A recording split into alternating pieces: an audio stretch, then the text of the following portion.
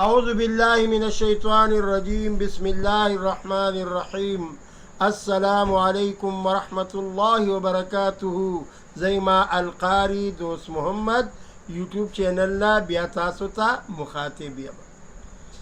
دا غزو خندق واقعا د نبی کریم صلی الله علیه وسلم په 15 هجری کې تیر شوی او دغه بیان تاسو ډیر په خسته طریقې سره ما ته اندازه ولګېده چې تاسو کتلی دی او بیا بعد کسانو ما نه تپوسونه هم کړي دي، ما د هغې جواب هغې ته ورکړی. اوس واقعه به څه کېږي؟ په دغه کال کې رب العالمین یو څو خصوصیاته کړي دي.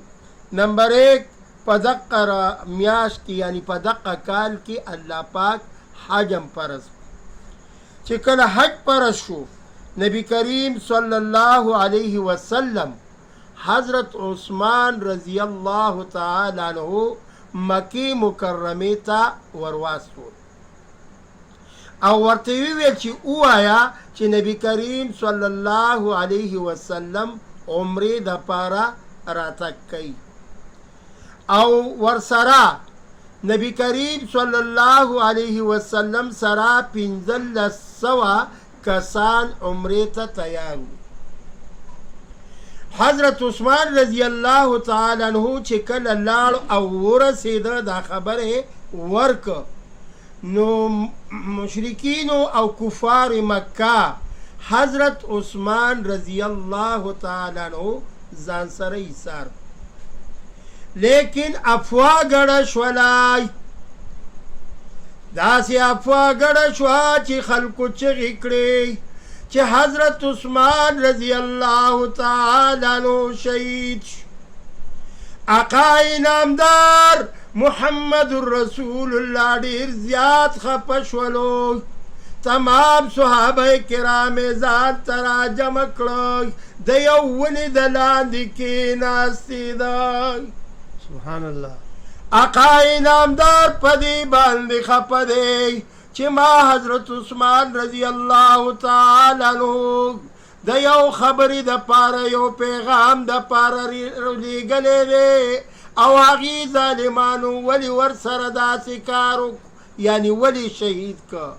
کله چې آقا انعامدار محمد رسول الله صلی الله علیه وسلم ته فتح ولګېده چې حضرت عثمان رضی الله تعالی عنہ ته شهادت نه دی میلاو شوی، یعنی هغه شهید شوی نه دی.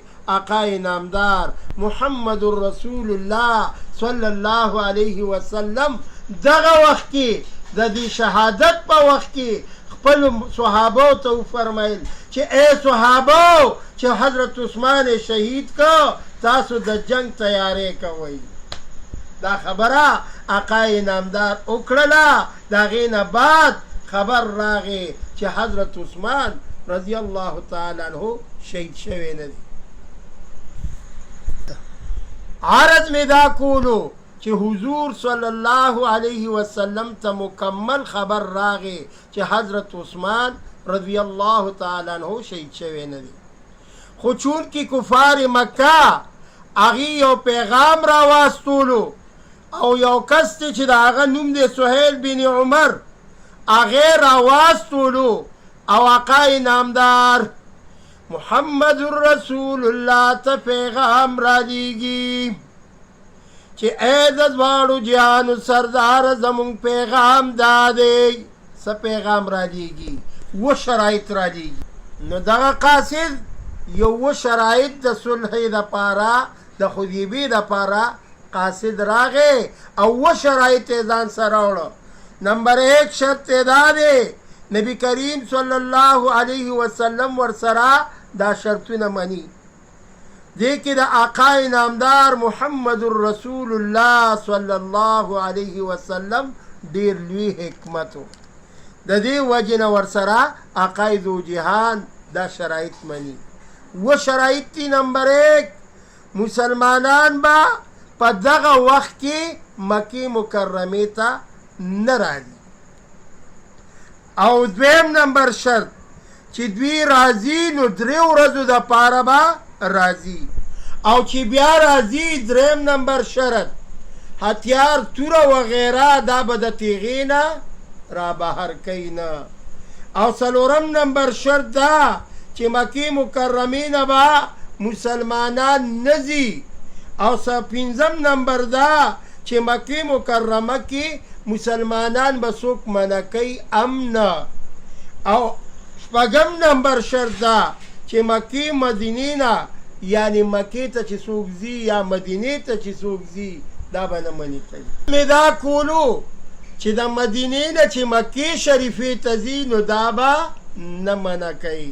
اووم نمبر شرط دا چې مدینې منوره کې څومره کفار دي دی به واپس نه راځي. نبی کریم صلی الله علیه وسلم ورسره دا شرایط ومنل. ډېرو صحابه کرامو طبیعت خراب شو چې یاره قید و جهان محمد رسول الله صلی الله علیه وسلم سره د حضرت عمر فاروق رضی الله تعالی عنه. خو چون کې حکم د نبی کریم صلی الله علیه وسلم ګینې د هغې طبیعت معمولی شان خراب شو خو حکم د نبی علیه السلام نو هغې په سر چشمانو باندې منظور کړو.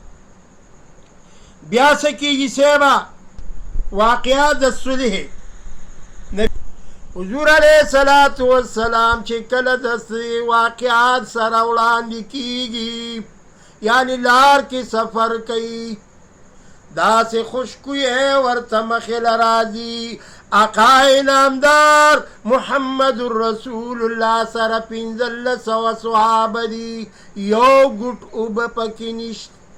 د آقای نامدار محمد رسول الله صلی الله علیه وسلم معجزه دا وای چې کله کوی ته ورنږدې شو دامره کوی کې اوبه راغلي.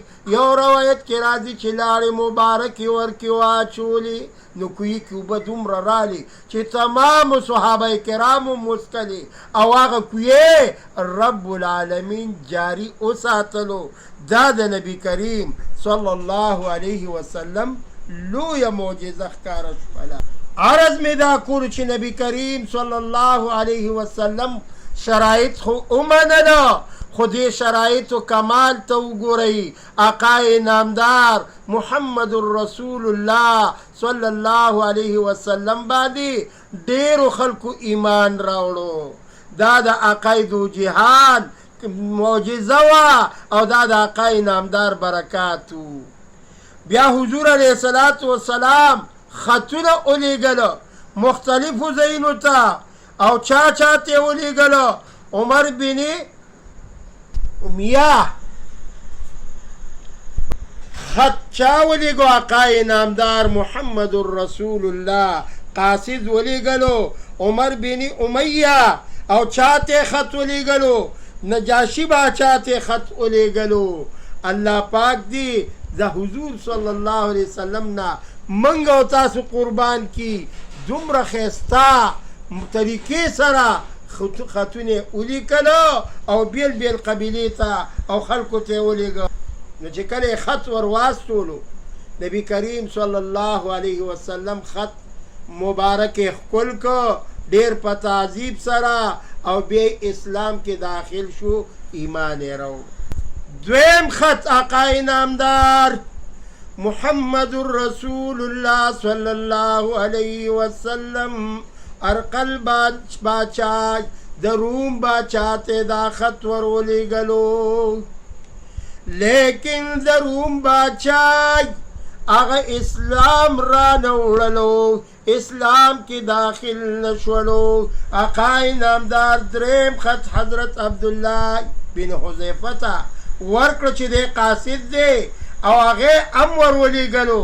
لیکن هغه بدبخت هغه په د نبی کریم صلی الله علیه وسلم ګستاخ الفاظ دی د خولې نه د دې بدبخت وځي. دا بدبخت ایران باچا دغه یو بدبخت و چې د نبی کریم صلی الله علیه وسلم خط نه بعد ګستاخ الفاظ هم وویله.